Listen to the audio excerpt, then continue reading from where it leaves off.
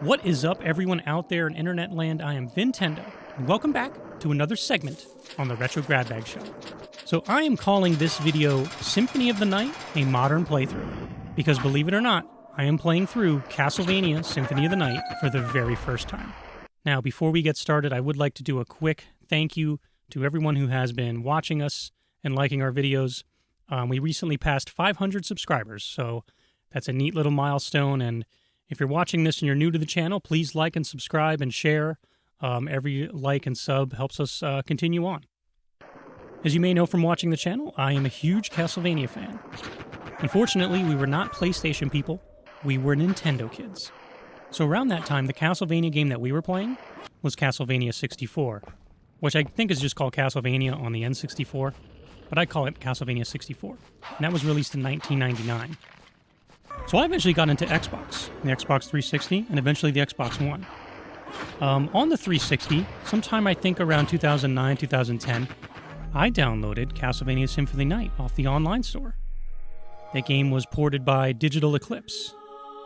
Now this is a game that I started to play 1, 2, maybe 3 times for about an hour or so, maybe got to a couple save points, maybe beat a couple of the first bosses, but never really picked it back up.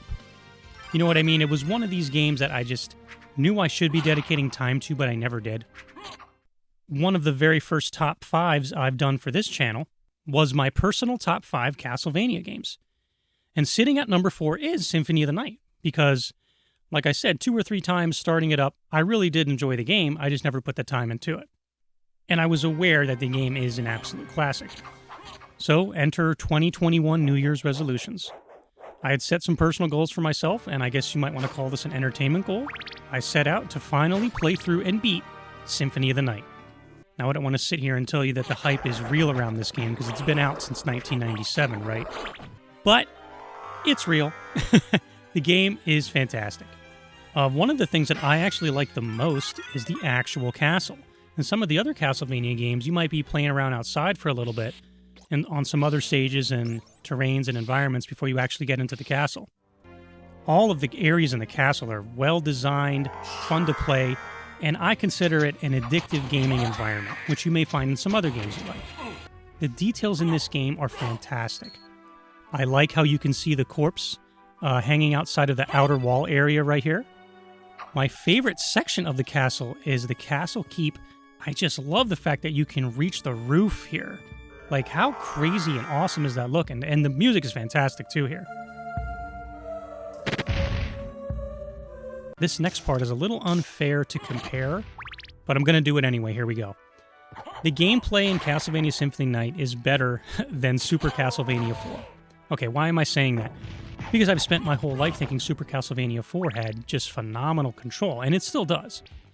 But now I'm comparing a game from 1991 on the Super Nintendo hardware versus a game from 1997 on the PlayStation hardware. So it's kind of hard to make those comparisons, but Castlevania Symphony of the Night is incredibly fun to play as Alucard. You have a button for the left hand, a button for the right hand, you can jump, you can slide back, you can assign a different weapon to each hand. It is a lot of fun. The inventory here is phenomenal, by the way. So the footage you're seeing here was just taken during one session. I have been playing this game without game capturing. I'm just having fun with it. You know, this was for me. I did not plan to make a video on this. That's why this is kind of unscripted. So I think I'm around 70-75% done with this game at this point. As you can see, if you're watching this, I did obtain the Soul of Bat. So the game is really opening up now. So that's it. I wanted to show you a little bit of the game footage and tell you where I was at in this game, and maybe after I'm done beating it, hopefully soon, we'll see, I will do a part 2 where I wrap things up and show you some of the end game footage as well. So as far as my top 5 is concerned, this may end up going from number 4 to number 3. I don't know, it may even go to number 2. We'll have to get to the end of this. But a phenomenally fun, addictive game so far. Alright guys, this is VinTendo signing off. And again, if you're new to the channel, please like and subscribe and share. And as always, as our friend Frank says, play hard. I've been waiting for you. So it is you. But why is a Belmont planning the resurrection of Count Dracula? Count Dracula rises but once every century, and my role is over. If I can resurrect him, then the battle will last for eternity.